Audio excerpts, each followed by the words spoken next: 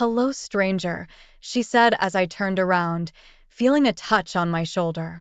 Her name was Crystal Lawler, and the last time I saw her, she was having sex with some guy in my back seat.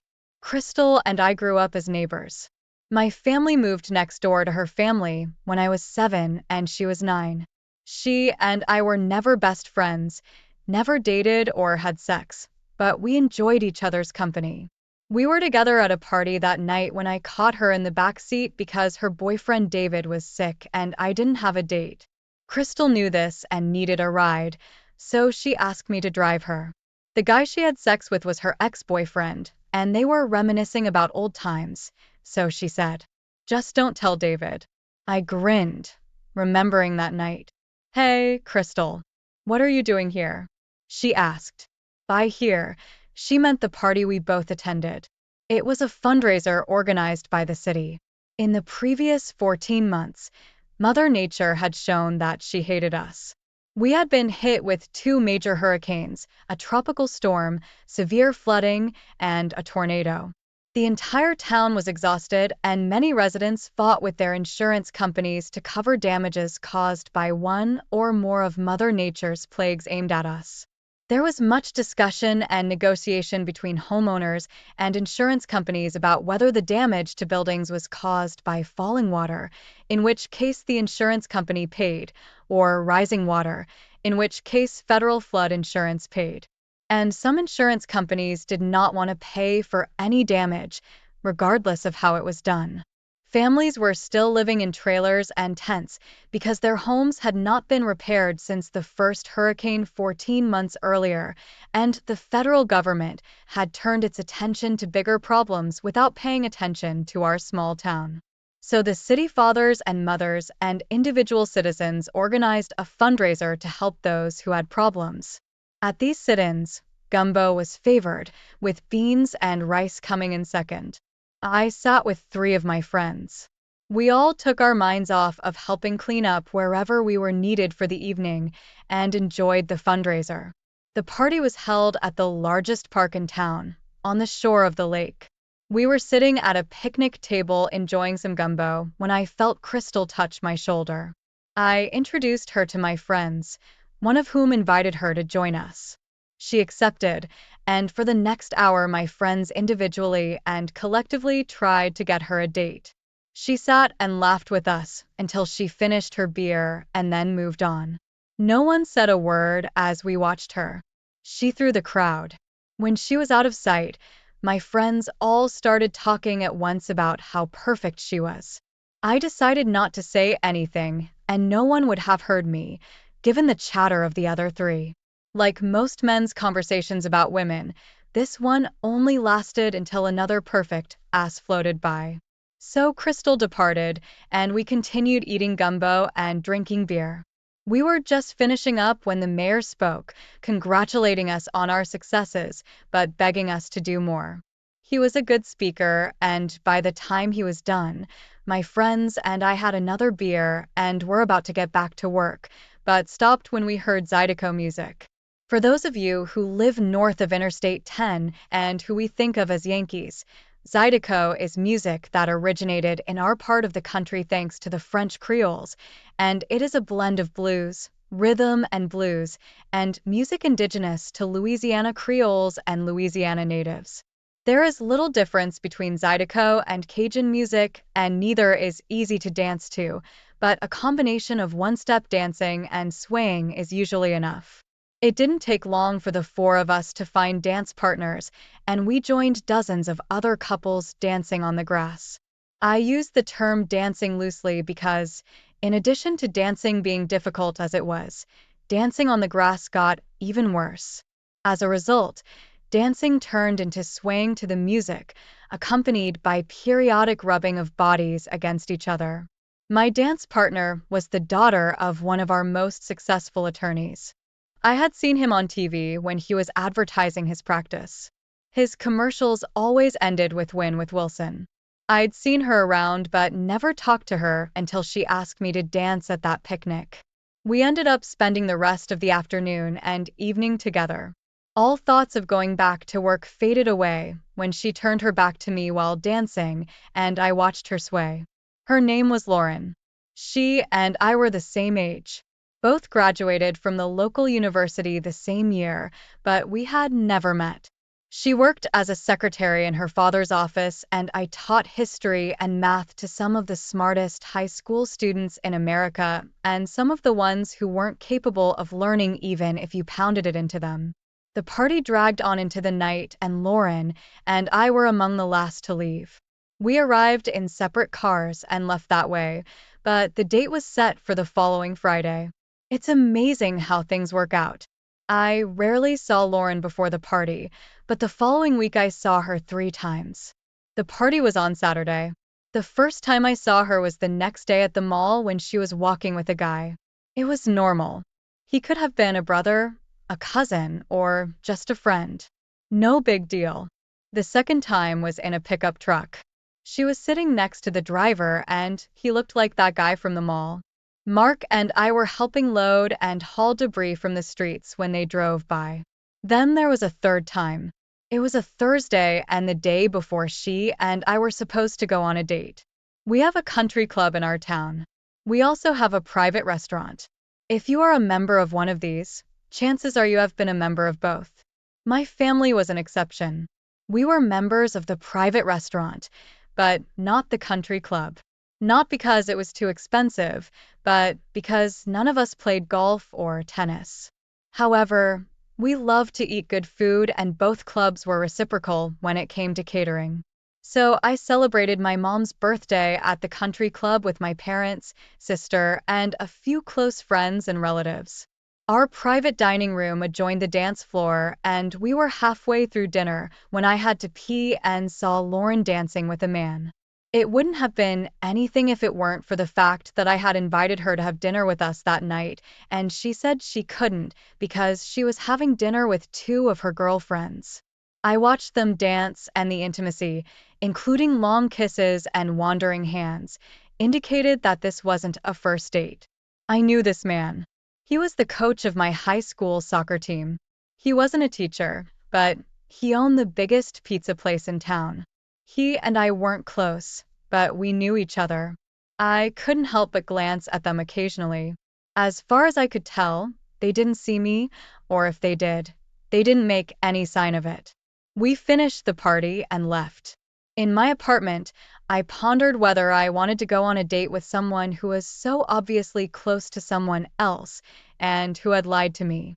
At the same time, if she was intimate with one man, why would she agree to go on a date with another? I was perplexed.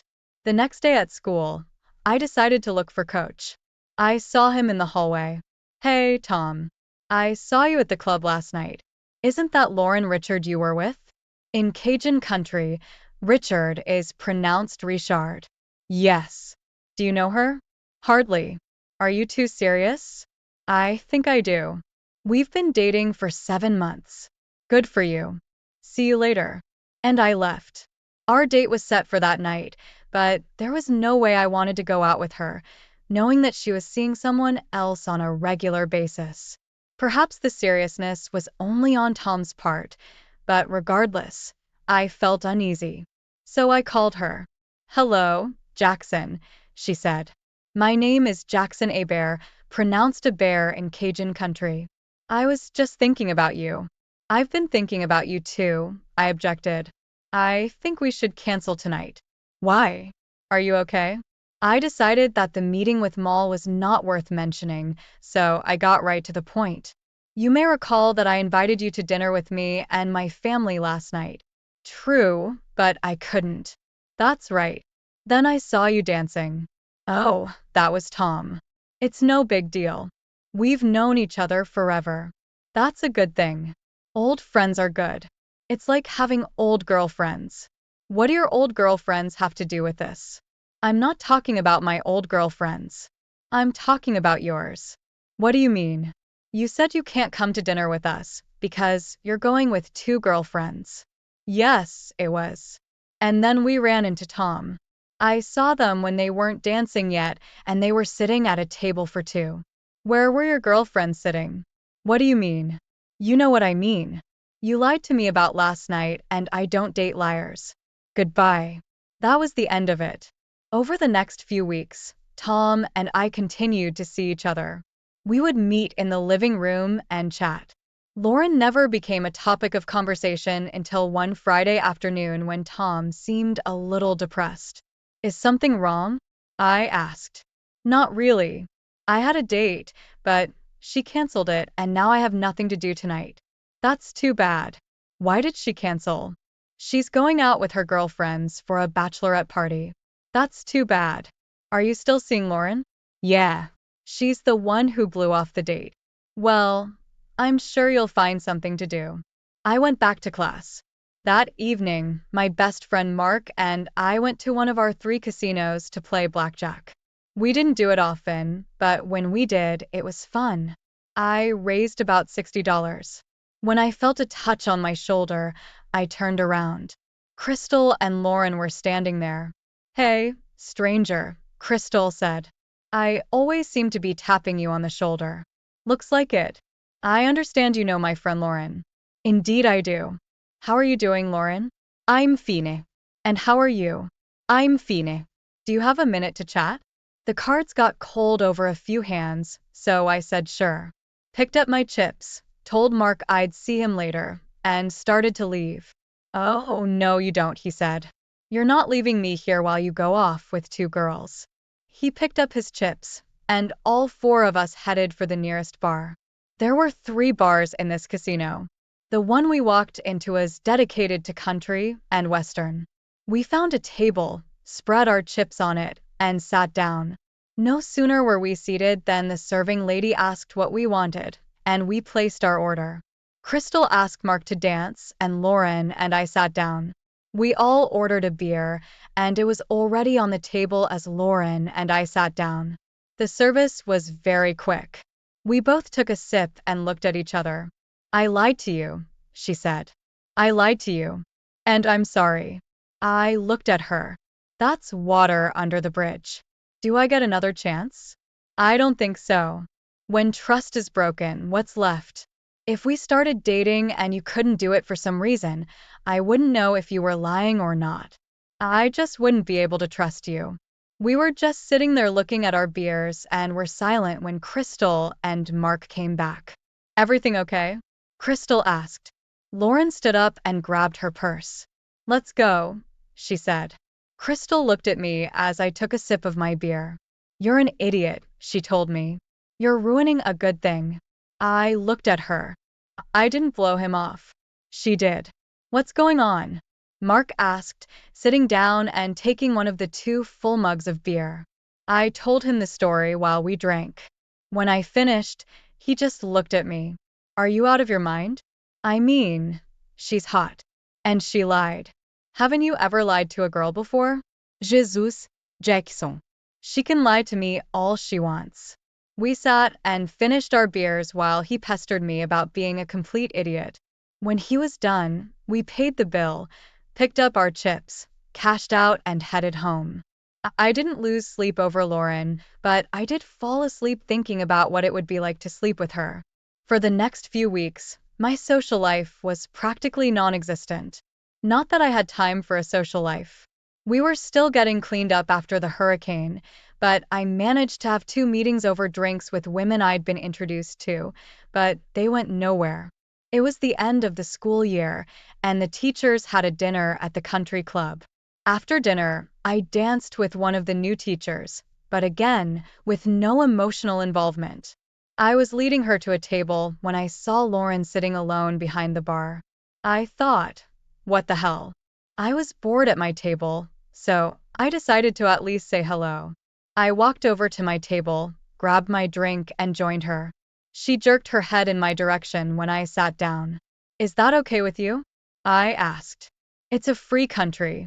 She faltered, then added, I didn't know you were a member of the country club. No. This is the school board president, and she booked it for us. And who booked it last time so you could come here? I looked at her, stood up, and raised my glass. See ya. Wait. Where are you going? Sit down. No thanks. I know when someone is looking over my shoulder and I don't need it. Jackson, that's not what I meant. Come back. I walked back to my table. I barely had time to sit down before she appeared. Jackson. I'm sorry. I'm half drunk and I didn't mean it. Come back and let's talk.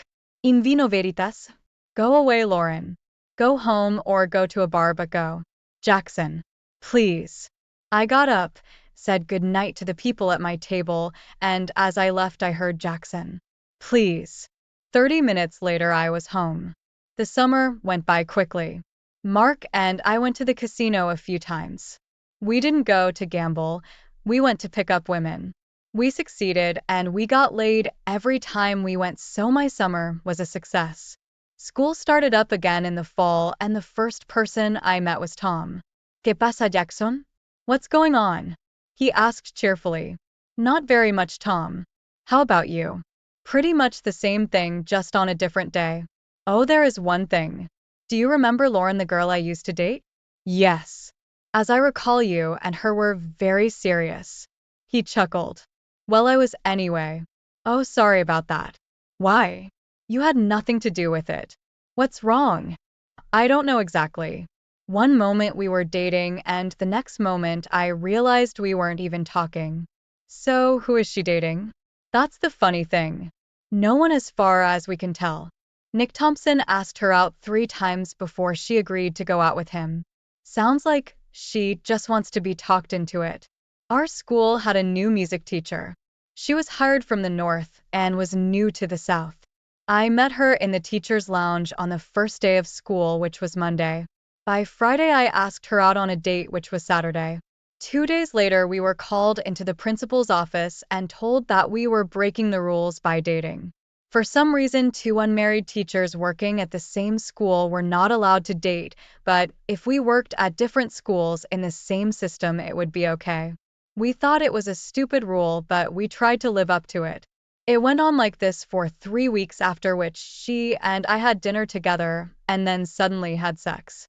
For the next few months, we had our clandestine meetings and were perfectly happy, and then we stopped. Karen, that was her name, was visited by her college boyfriend. He came to visit but decided to stay. That ended our relationship in short order, and then came Thanksgiving and a week-long vacation from school. On Friday night, Mark and I were having dinner at a private restaurant when Crystal and Lauren walked in. They approached our table and asked if they could join us. Mark jumped to his feet and pulled up a chair for one of them before I could answer. Then one of the waiters took the other chair. Our entrees hadn't arrived yet, so we asked the waiter to wait until the girls had ordered. The waiter brought 2 extra servings and a menu. Dinner turned out to be a pleasant evening. We shared a couple bottles of wine. After dinner, Mark, who had spent almost the entire dinner talking to Lauren, suggested we go to one of the local bars and dance. I was hesitant, but the girls thought it was a good idea, so we went. They drove their car, and we drove mine. Mark kept Lauren on the dance floor and Crystal and I danced a couple times, but spent most of our time sitting at a table and watching the dance floor. Finally, Mark went to the bathroom and Lauren asked me to dance. I hesitated but said yes. It was a slow number, and she pressed herself against me. It felt good. Then she threw her head back, looked at me, and said, "We've never had a real date, have we?" "No." "And that's my fault, isn't it? Because I lied to you." "That's right. Can we start over?" I just looked at her and asked why. At that moment, the music stopped. We stood there looking at each other. "Remember the other time we danced?" "Yes." "It was the night you asked me out." "Yes, it is." That night I felt something. Something I had never felt before. It was like a connection and I wanted more. However, the next week I saw you with some other guys. With one of them the night before we were supposed to go out. Then I lied. Yes, it is. I can't explain it. I wanted to go out with you, but I lied. I guess I was afraid. What? I don't know. We were still standing on the dance floor looking at each other, and the whole room was looking at us. Then the music started up again, and we started dancing and talking. Then you were very indulgent that night at the country club. I was drunk. You can't blame me for that. She stopped dancing and looked at me. I've lied and acted like a snob before, but I've never felt bad about it until now. It's all about you. There's something about you that makes me feel like I don't know how I feel anymore. One night with you and everything changed. What's different? Better? Worse? I don't know. I feel guilty and sad, but I know it will get better because you will make it better. I didn't know what to say, so I stayed silent. We finished the dance in silence and walked back to our table. Mark and Crystal were sitting there talking. Mark, I think it's time to go, I said. He looked at Crystal. Are you ready to go? He'd been dancing with Lauren for most of the time we'd been there. I wondered if he remembered what he'd said when I told him she'd lied. Something about sex. In the short time Lauren and I were on the dance floor, Crystal seemed to have gotten his attention. Not really. Lauren, are you ready? I think so. Then she looked at me. If it's okay, I'll go with you, and these two can stay. I looked at Mark and he shook his head vigorously. Yes. Yes. That's good. Crystal can take me home. Right, Crystal? Sure. And she smiled at Mark, who smiled back. Okay. Ready? I asked Lauren.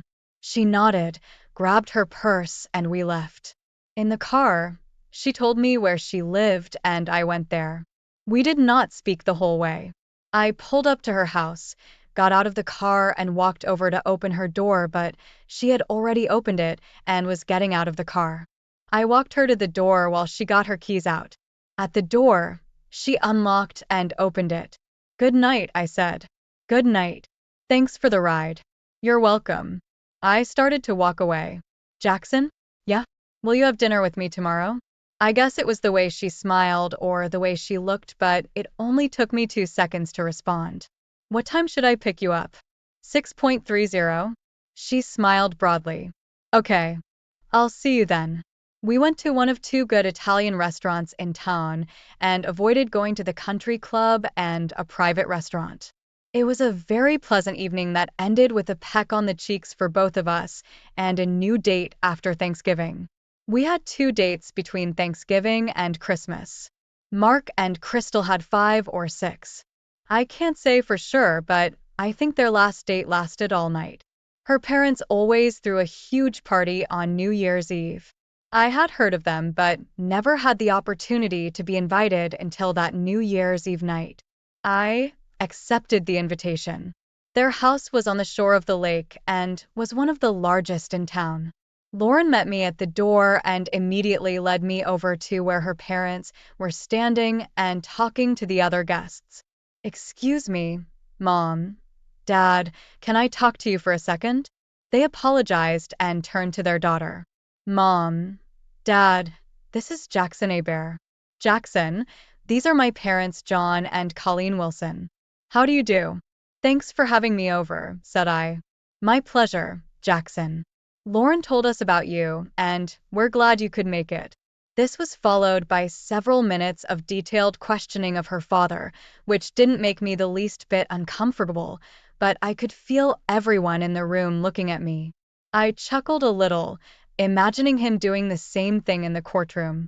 Finally, Lauren pulled me away from the Inquisition, and we headed for the bar. Some of the guests I knew by sight because I'd seen them on TV or in the newspaper for one reason or another. Shortly before midnight, she took me upstairs to show me her old room, and it was there when we heard everyone downstairs shouting, "Happy New Year," that we kissed lips to lips for the first time. It was a very nice, long, soft kiss, and although it was long, it ended all too quickly. Lauren and I dated for 10 months before I moved in with her. It was another 2 years before we were married. Mark and Crystal were 6 months ahead of us. Our marriage was beginning its 2nd year. I had discovered that with a little time and patience, Lauren could be talked into just about anything. I was driving to Mark's one day, and I had a flat tire. I was getting the jack out of the trunk when I discovered that my spare tire was also flat. I pulled out my phone to call Mark and ask him to come over when a bright orange pickup truck stopped to see if I needed help. I'd seen bright orange trucks before and could only assume there weren't many. We put the spare in the pickup and headed out for repairs. I pulled out my phone again to call Mark and have him meet me at the tire shop to take me back to my car, but got distracted again to finish the conversation. I sat in the cab of the truck, the sun beating down on my eyes, and I reached up to lower the sun visor. As I did so, a picture of a woman in a bikini came into my face. The picture was familiar to me because I had taken it in Cancun 3 months earlier. I put my phone away and stared at the picture. The driver was an older man and spoke. Pretty little thing, isn't she? Yes. Very attractive. Who is she? That's my son's new girlfriend, he laughed. A girl for crying out loud. She's just another unsatisfied married bitch looking for a good time. He has them all the time, you lucky bastard. He has pictures of all his conquests? Of what? His unsatisfied married bitches. Oh no. He stole them. It fell out of her purse. He picked it up and talked her into keeping it. He laughed out loud. If he was able to talk her out of some girl, then getting that jug was the easy part. So, he talked her out of some girl? I hope he spits in your flask. How long have they been together? Oh, for a few weeks now. How did he meet her? He was in an accident with my truck, and she works for his lawyer. Oh, isn't that your truck? No. He wrecked mine. It's not his. What's with them now? They're at our fishing camp right now, probably doing the dirty work if you know what I mean. Yeah, I think I know what you mean. I pulled back the sun visor and called Mark. That was the end of the call. Lauren was supposed to be in New Orleans, shopping with her mother. Where is your campground located? We have one on Big Lake, I asked, but it was a lie. We didn't have a campground, but I knew there were plenty of them out there. It's the same place as our house. It's the green shack on Sandy Road by the boat ramp. I knew exactly where it was. We drove there for nothing. We ended the ride in silence, and I thanked him for the ride. By the time Mark got there, the tire was repaired. On the way back to the car, I told him all about it. We replaced the tire, found a parking spot nearby, and headed to Big Lake in his car. We parked on a very narrow road in front of a green shack, got out of the car, and walked around it to see if it had windows. Fishing camps came in all different sizes and shapes. A shack like this green one could stand next to $1 million house, but they were both called camps. We found an open window and heard the sounds of people dirty working before we looked inside. I took 4 pictures of the couple before we got back in his car and drove off. Lauren and her mother weren't due back until the following evening, so I had time to move my stuff over to Mark's place. When we got there, Crystal asked what was going on and we told her. Did she see you taking the pictures? She asked. I don't think so. She was very busy at the time. Crystal picked up the phone. If you call her, I'm going to be very upset, Mark told her. She slowly put the phone back on the table. What are you going to do? She asked. Divorce her. That's it? You're not going to talk to her? No. You don't have to. Don't you want to ask why? I don't care why. She cheated. That's all I need to know. All my stuff was in Mark's house and garage when I left for Lauren's parents' house. Her father opened the door. What's up, Jackson? He asked, inviting me in. I stayed where I was. I just came to tell you that I'm getting a lawyer on Monday. I'm divorcing Lauren. Bullshit. I'm serious. She is currently at the fishing camp of one of your clients. I have 4 pictures of them in bed together. I don't believe you. Would you like to see pictures? You bet. And if you're lying. I pulled out my phone and looked for the least graphic picture, though they were all basically the same and the faces were very clear, so there was no doubt it was her. Oh my God. And you're saying she's with him now? She was here about 4 hours ago. I assume she's still there. Where are they? I told him that and he closed the door in my face, but I heard him calling for his wife. Colleen, come with me. Now. I'll explain everything on the way.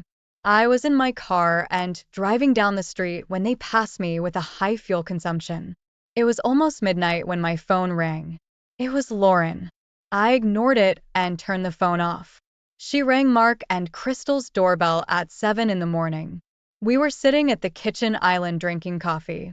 Crystal let her in and walked over to me. I was in no mood to accept her apology. You son of a bitch.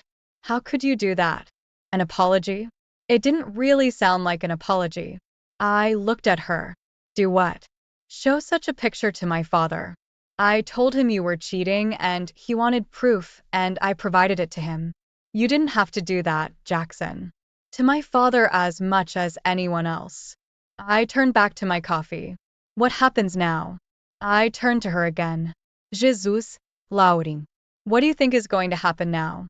Do you think I'll forget this happened? You can try. No, I can't and I won't. I'll get a lawyer and start filing for divorce. She touched my shoulder. Please, Jackson. Go away, Lauren. Mark, will you talk to him? Please? I agree with him. I think you'd better leave. Crystal, will you?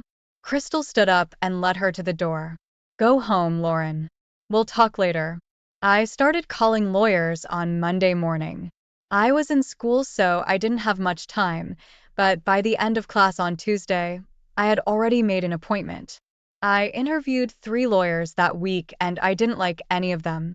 Lauren made no attempt to contact me, although she and Crystal spoke several times. According to Lauren, she met this guy at her father's office when he came in to talk about the accident he was in. The accident was not his fault, so he sued the other party. He was a slick-talking good old Southern guy and chatted up Lauren every time he came over, was funny, friendly, persuasive, and didn't take no for an answer when he asked her out. Eventually, one day she agreed to have a drink after work. That one time turned into 4, and those turned into 2 visits to his fishing camp. She stated to Crystal that she wasn't unhappy with our marriage. It was just that the guy wore her down and talked her into it. She didn't make any excuses except that she'd fallen for his bullshit.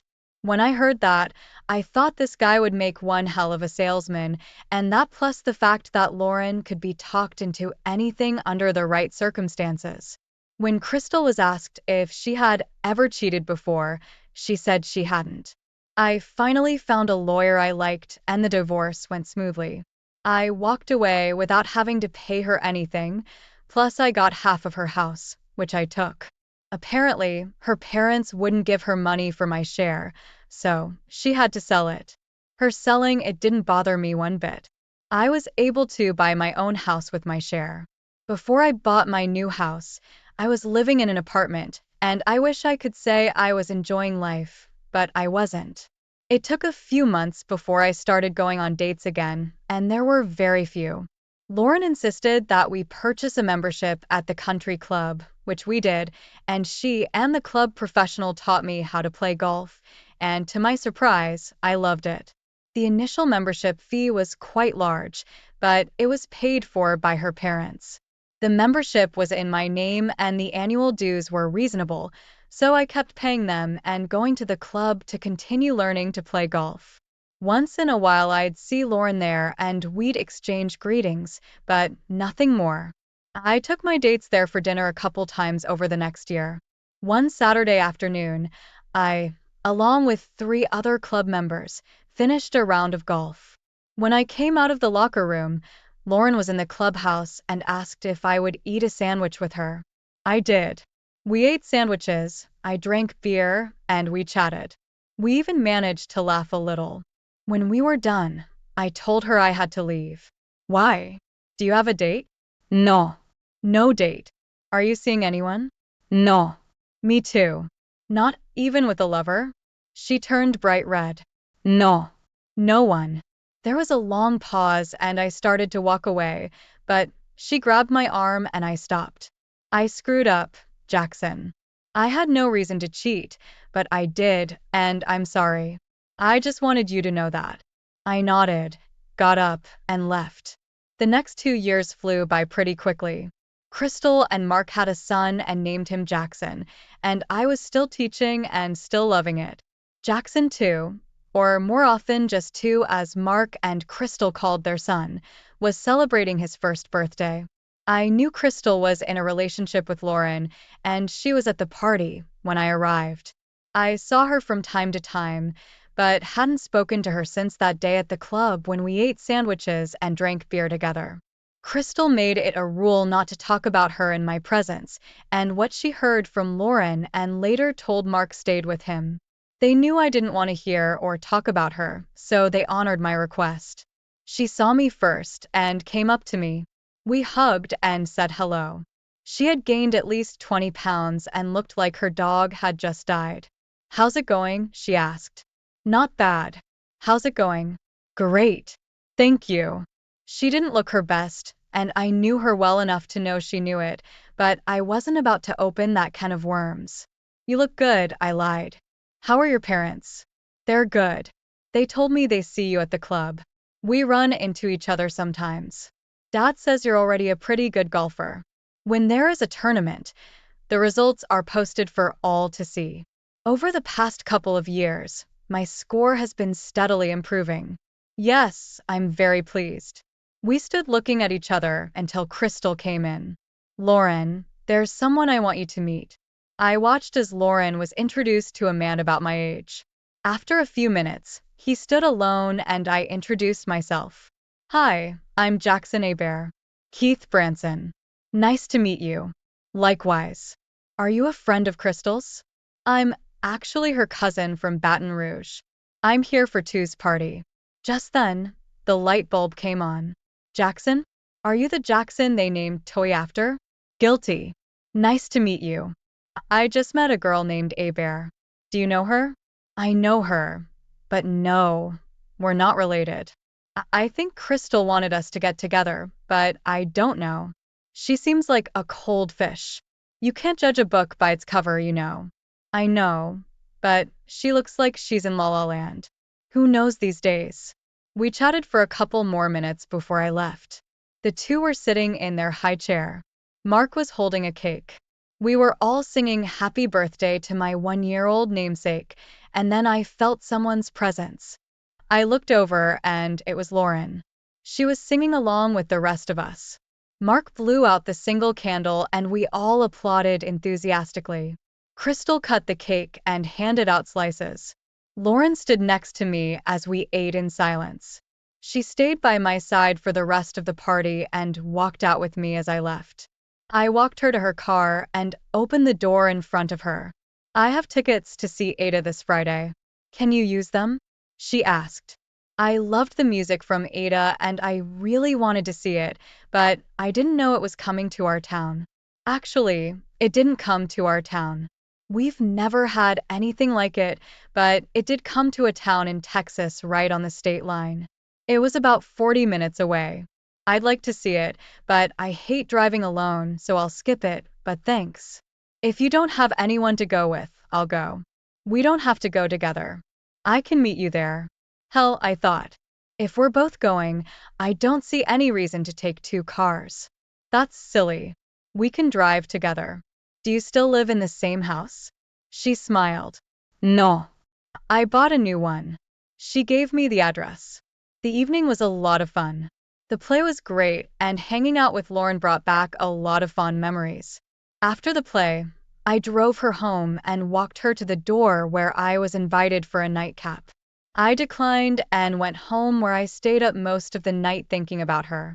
Lots of good thoughts, but the vision of her in bed with that other guy wouldn't go away. It didn't go away all week, so when she called and asked if we could have dinner together, I told her no and explained the reason. "I enjoyed going to the theater with you, but since then, all I've thought about is you in bed with another man. It has to do with the way you lied before, so I just can't trust you."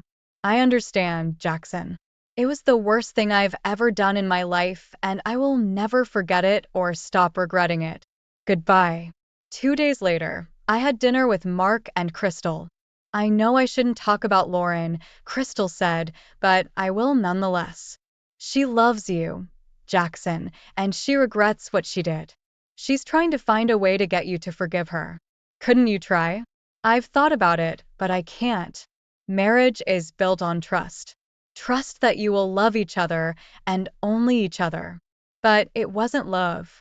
It was a moment of weakness. It wasn't just a moment. It was at least 6 moments. By her own admission, she met him 4 times and slept with him twice.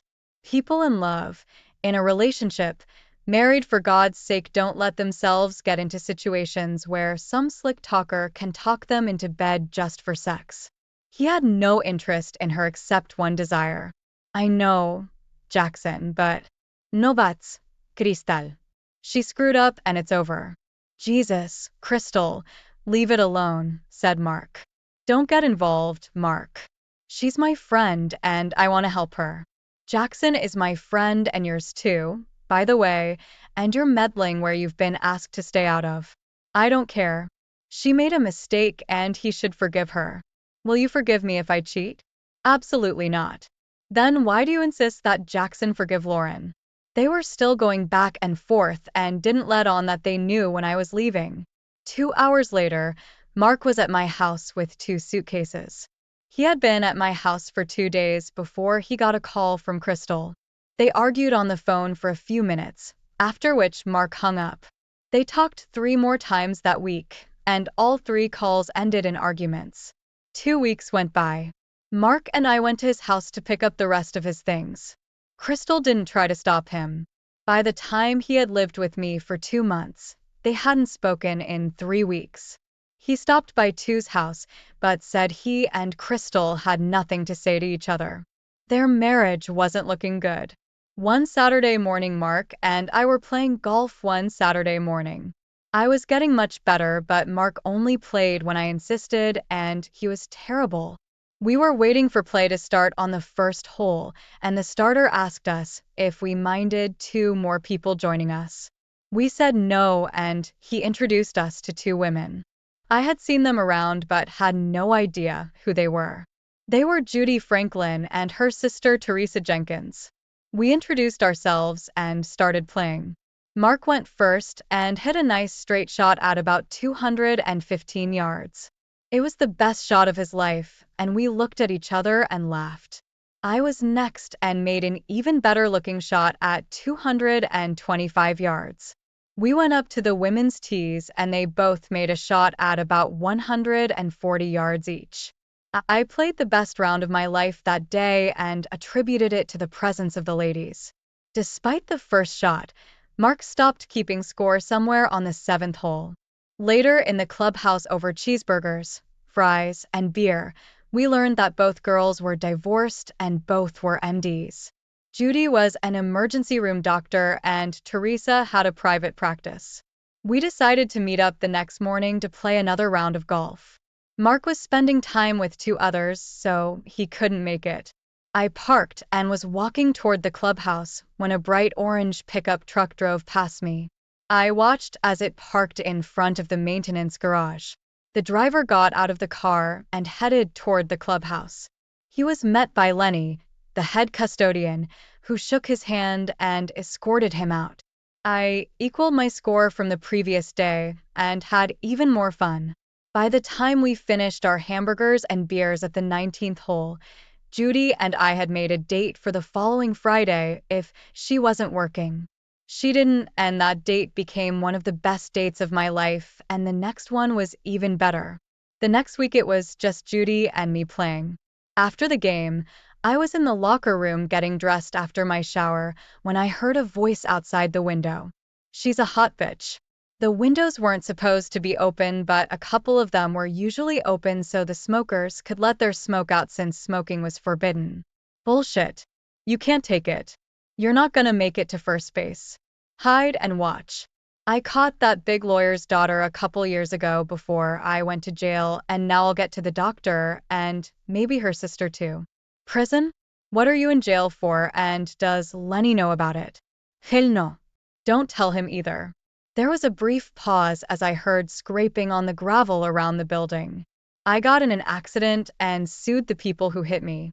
They had money and I needed it, so I hired myself some tough lawyer. His daughter was his secretary. He laughed. She was married and didn't look too attractive, so I talked her into having sex with me. He laughed again.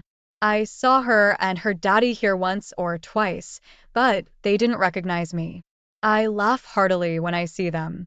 They're all so tall and powerful, and I was having sex with her. You say she was married? Is she still married? I don't know. I got what I wanted. So that's why you went to jail? Nah. I got a bunch of money from the wreck, got drunk, trashed a bar, and beat up some thug. I got 3 years for assault, but I got out after 18 months. The other man chuckled. So you got a high-class girl, but it cost you 18 months in jail. Was it worth it? No girl is worth jail time, but that's not the worst of it. I had to pay all the money I made from the accident to another lawyer to defend me against an assault charge. I could have gotten 10 years, and here I am shoveling rocks and cutting grass for these bastards. If the broad is still here, why don't you do the same thing again? Hell no. She's out of luck, but I sure could do it. That dumb bitch can be talked into anything. I'd heard enough from that bastard already. I finished getting dressed and went to find Lenny. He was in the garage working on one of the lawnmowers. Hi Lenny, I said. Hello, Mr. Abair. What can I do for you? Are you aware that the new caretaker went to jail? No, sir. I just heard him tell Bruce that he was sentenced to 2 years but was released after 18 months. What did he go to jail for? Did he say? It doesn't matter. We don't hire criminals. He lied on his application. That's what I thought. He said he got drunk and attacked some guy. Jesus. That's all we need. A convicted felon assaulted a club member. Thank you, Mr. Abair. He'll be gone in 15 minutes. A short time later, I was sitting with Judy and saw his bright orange truck rushing down the driveway. He turned onto the road and rushed forward. A couple seconds later, I saw the blue lights of a police cruiser coming after him. I laughed out loud. What's so funny? Asked Judy. I just thought karma could be a bitch. I enjoyed my Reuben sandwich and beer. Probably better than I should have. I found out later that when Lenny fired him, he pushed Lenny, so he's going back to jail for parole violation. Plus he's going to be prosecuted for assaulting Lenny. God bless that karma. Somewhere in there, Mark was offered a promotion if he moved to Houston. He and Crystal were still not in touch, so he accepted the promotion. Shortly after he moved, she came over and wanted to talk to him. She cried when I told her he had left and called him. The next weekend, he came home, they reconciled, and she and her 2 kids moved to Houston. 2 months after our first date, Judy and I had a good time. 6 months after that, she sold her house and moved in with me. A year later, we were married and had a reception at the country club. I had just used the men's room and was on my way back to the reception when I met Lauren in the hallway. Are you happy? She asked. Yes, very much so. I replied. I'm happy for you. It was a long time before I saw her again, and in a small town like ours that was almost impossible. I happened to walk into her father's office to pick up a document for a friend of mine. She was still the receptionist, and on her desk hung a sign. Mrs. Haybert. We said hello, she handed me the paperwork, and I left. Over the next 10 years, Judy and I had 3 children, and she and her sister Teresa started working together. I am still a teacher, and I still love it. Mark and Crystal still live in Houston and have 2 children. Lauren's father threw a retirement party at the club. I wasn't invited, but Judy and I had dinner there that night. He saw me and came over. I'm sorry things didn't work out with you and Lauren. Maybe it's for the best, I told him. Sometimes I think I did, and sometimes I'm not sure. I don't know if you know this, but she lives with her husband in Wyoming now. They have a ranch there and they seem to like it, but we wish she were closer to us. Isn't the most important thing for her to be happy? By staying here, she could constantly remind herself of the things she doesn't want to remember. We've come to that conclusion, so we'll live with it and visit her as often as we can. We shook hands, and he went back to his party, and I went back to the love of my life. Reaching our table, I leaned over and kissed her. She smiled. That was really sweet, but what was that for? I kissed her again, softer and slower. I, 25 male, and my girlfriend, 24 female, met 3 years ago at a party my fraternity was hosting. Admittedly, I was pretty wild toward the end of my college experience. I felt like I had everything figured out, and the last semester I was in school, I had a huge case of senioritis. When I met my girlfriend originally, I thought it was just going to be a hookup.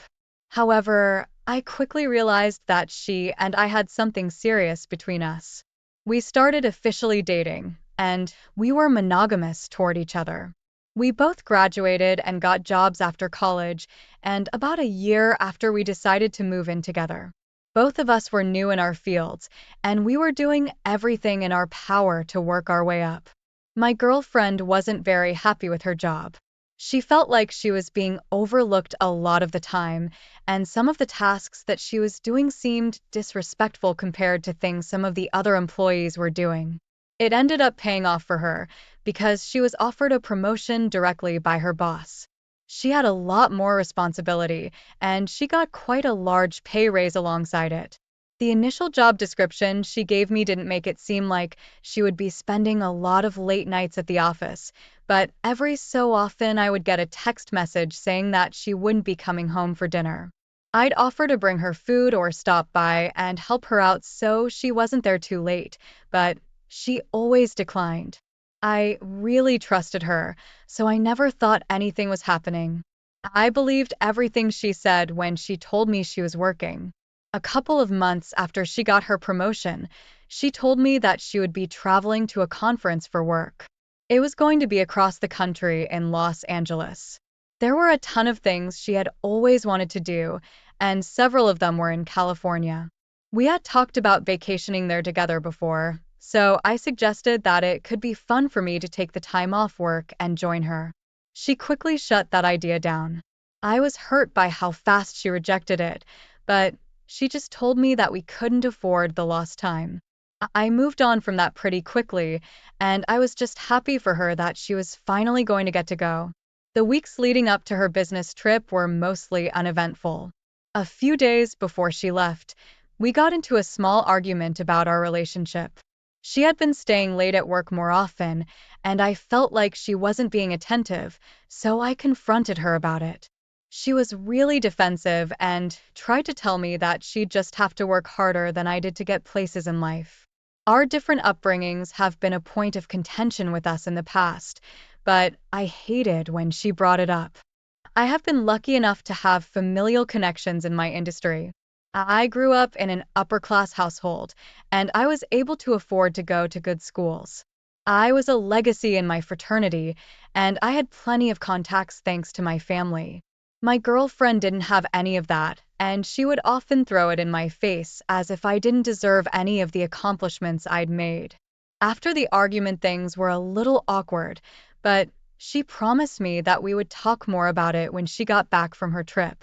I told myself that I was just going to forget about it and let her enjoy her time while she was there. Before she left, she told me that she would call me every night that she was in California. I had actually been looking forward to it because I was interested to know what she was getting up to. The first night she called me and gave me a rundown of her entire day. She was somewhat jet-lagged and exhausted from the plane ride, then so there wasn't much to report. Though on the second day I was waiting by the phone at the time we set aside to call, and she never reached out. I ended up texting her to see what was going on, but she didn't reply until the morning. She told me she passed out and didn't set an alarm. I accepted that. She had given me no reason to doubt that story, so I believed it. Once again the following night she never called me. I felt kind of foolish just waiting by the phone for her to reach out. I ended up getting an invite to a party a friend was throwing, so I went to that instead. Aside from texting every so often, I didn't talk to her for the entire 5 days she was in California. I was excited for her to come home, but at the same time I knew that we were going to have a difficult conversation. When she finally got back, it almost seemed like she didn't want anything to do with me. The distance between us seemed to have tripled in the short time she was gone. I tried to talk to her about it, but she just didn't want to talk. It was incredibly frustrating trying to deal with her when she was putting so little effort into communicating. So I took to the internet to try to figure out what was going on. From everything I could gather, it seemed to be a logical conclusion that something might have happened with another person outside of our relationship. I didn't want to believe that she was cheating on me, but I needed to at least rule that out.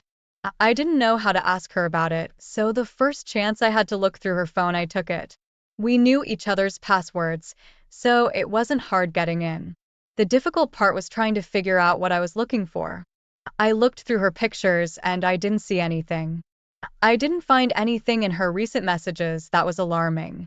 I ended up searching through the messages for some keywords that might tip off anything serious going on. When I typed in the word together, a lot of different messages came up. However, I was able to read from the snippets of text that there was somebody who had recently messaged her about wanting to be together. I clicked on the messages and I read through all of them. I didn't know the man she had been texting, but from what I could gather, it was a coworker. Apparently, they had been sleeping together for some time. The man was asking her when she was going to leave me. I didn't know if she had told him that she planned to, or if he was just assuming that she would. I was going to make it a lot easier for her and break up with her. It was clear that she didn't want me to go to California with her because she planned on spending the week with him. It all made sense why she hadn't been available to talk to me during that time. I felt heartbroken initially. That was the last thing I expected her to do, and I was shocked to find out she was cheating. When I read about other people in similar situations online, I assumed that it just wouldn't happen to me, but I was wrong. From their messages, I was able to glean that she and her affair partner had been fooling around on the job. She had done me dirty, so I wanted to make things a little more difficult for her. I knew how hard she worked to get where she was in her company, so I knew how hard it would be for her to lose it all. A couple of nights passed and I played it cool. I stopped pressuring her to talk about the distance between us, and I just accepted it. One evening, she texted me at 4:30 p.m. telling me that she was going to be staying late at work. I knew that was her basically saying she was staying late at work to sleep with this man. I replied and told her that it was okay, and then I would put a plate aside for her in the microwave for her to heat up. Of course, I took that opportunity to go find proof that she was cheating on me. No employer wanted to work with people that were having sex in the offices, so I thought if I could get some evidence, I could show it to her boss. When I walked in, the building was pretty much empty aside from a janitor. I had to lie and tell him that I was an employee that had forgotten their keys. My girlfriend's office was practically empty, though after a minute of snooping, I was able to find her and her affair partner in what was very clearly their boss's office. If I had been worried that their relationship wasn't going to get them both fired before, I knew right away that proof of them sleeping together in his office would. I was as quiet as I had ever been while I took a video and a couple of pictures of them. I was able to get the boss's information through the company's website. I reached out to him, and after a few days, he contacted me and told me he wanted to see the evidence that I had mentioned. I brought it to his office in the middle of a workday, where my girlfriend saw me walk in and showed him. My girlfriend was surprised to see me, so she knocked on her boss's door and asked me what I was doing there while trying to pull me in for a friendly hug. Her boss just glared at her and asked her if she could take a seat before dismissing me from the office. I stood on the outside of the door for a minute while I listened to him fire her. She stormed out and stood in front of me completely shocked. I doubt she had any idea I even knew about the affair before that. I ended things with her right there in front of all of her coworkers, and I told her that I wanted her out of the apartment. She tried to play it off like it was her decision because she wanted to be with the other man anyway. If that were truly the case, why wouldn't she have just left me to begin with? It's been about 6 months since all of that happened, and I haven't heard from her. We have a lot of mutual friends from college, and they have told me that she is actively looking for a job. She's been doing online insurance sales in the meantime, which is absolutely nothing she planned to do. As far as they know, she's also single, so I guess it didn't work out with the other guy. OP, sorry you had to go through something like this. It really sounds like you were putting in the effort to try and make the relationship work when she wasn't putting any in. Her distance in the relationship was definitely from what she had with the other guy. I will never understand why people will pursue another person when they're in a relationship, especially if they really want to be with the other person. It's okay to break up with somebody if you are no longer in love with them, but cheating on them and leading them to believe the relationship is more than it is awful. I hope that you're able to move past this and find somebody who does really value you and won't throw away what you guys have. I wish you the best of moving forward. Now, let's move on to our next story. My wife and I have been married for 12 years. We met in a grocery store after there was a huge rush to go in and buy the essentials before a hurricane. We were both scrounging around in the bread aisle searching for anything we could purchase. We started talking and we really hit it off. 15 years later, we are married and we have a beautiful family of our own. During our initial dating period, I realized that we came from completely different backgrounds in regard to our families. Mine was much more traditional, not necessarily in a good way. We weren't super close. I had a father who was not very involved because he thought that child rearing was a woman's job. Her family was everything I wished mine was like growing up. She had several brothers and sisters. Her parents were always involved in her life, and they all genuinely seemed to enjoy being around each other. I was welcomed into their family with open arms, and I had never been happier. My wife's involvement with her family was something I admired, and I hoped to be close to them as well. Her youngest sister was 8 years younger than her. She was probably one of the family members she was the least close with because of the age gap. So, when her sister reached out about needing a place to stay, my wife welcomed her. She thought it would be a good opportunity for them to spend time together and bond in ways that she had with her other siblings. Her sister was going through a tough time in her life. Her boyfriend, whom she had been with for years, had been injured at work and couldn't go back. He was receiving disability payments, but it was only a portion of his salary, and they were having trouble paying the bills. They were just going to stay with us until they knew what to do about moving into a new place and getting new jobs. Everything was great at first. I loved seeing my wife with her sister. I could tell that they were both happy to have the time together. I also really enjoyed spending time with her boyfriend. He was a lot younger than me, but we still had a lot in common. The trouble started when my sister-in-law found a job and her boyfriend didn't. My wife was a stay-at-home mom. It was in the middle of the school year, so she was home alone with him for about 8 hours every day. Never in a million years did I think that they would be sleeping together during that time. The first thing I noticed that clued me into their relationship was finding a pair of boxers in my bedroom that didn't belong to me. I asked my wife about it, insinuating that there was only one other man in the house. She laughed it off and told me that it was probably something that she dropped on the floor when she was doing laundry. I wasn't entirely satisfied with that answer, but I didn't have anything else to prove that she was being unfaithful. A couple of weeks went by, and nothing else happened. I was starting to think that I was overreacting when I saw the boxers, but then I smelled his cologne on my pillow. It's one of those things where you know that you're not wrong, but it's difficult to prove. I sleep on that pillow every night. I know what it smells like. When I told my wife that it smelled like another man, she thought that I was hallucinating. She assumed that I had been paranoid and was thinking of anything that would align with my story. My gut was telling me that something was wrong, so I needed to prove it. The next day, I installed a nanny cam in her bedroom to see if I could catch her in the act. Surprisingly, it didn't take long before I got the evidence that I needed. Just 2 days after the installation, when I checked the footage, I saw my wife in bed with her sister's boyfriend. Divorce was the only option for us after I saw that. I had no intention of trying to reconcile what we had before this. Honestly, I wanted to hurt her the way that she hurt me too. She was so happy to be getting closer to her sister, and I was going to ruin that. When I told her sister, I knew that it would ruin her relationship with her entire family, and I didn't care. She was ruining someone's life, and she needed to suffer the consequences of that. On top of doing that, her sister's boyfriend had been claiming disability after his work accident, but I highly suspected that it was fraud. I didn't say anything when I noticed it at first. I didn't think it was any of my business, and I liked the guy.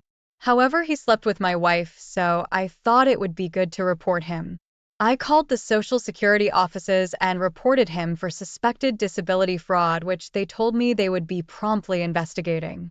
After that was done, I texted my sister-in-law and told her that we were all going out to dinner and to meet at a restaurant. While we were there and away from the others, I showed her the evidence that I had. I explained how I had been suspecting something for a while and that I needed to get the evidence for myself. She was hysterical when I showed her. She trusted her boyfriend with all of her heart, and she trusted her sister even more.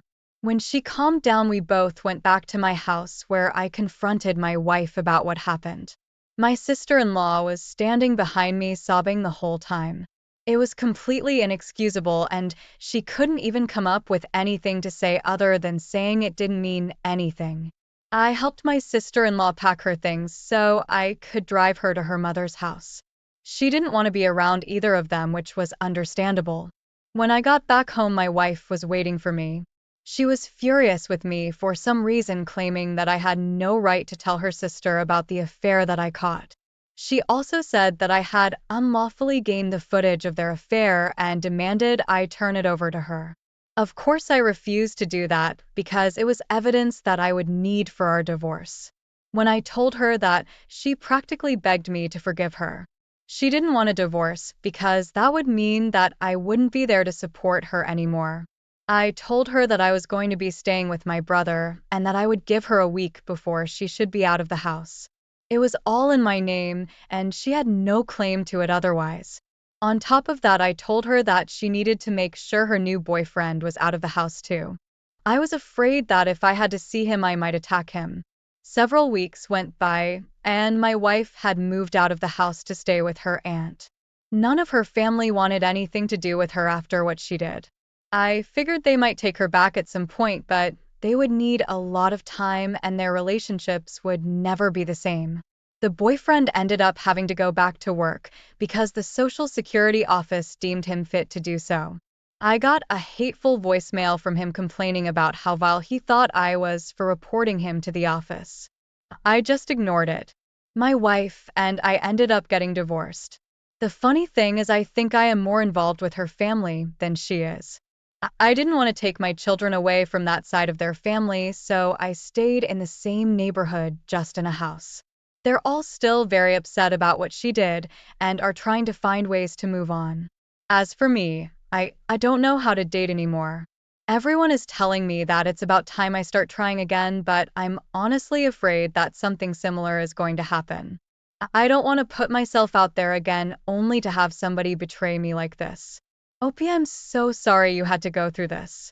The fact that your wife cheated on you with her sister's partner is upsetting.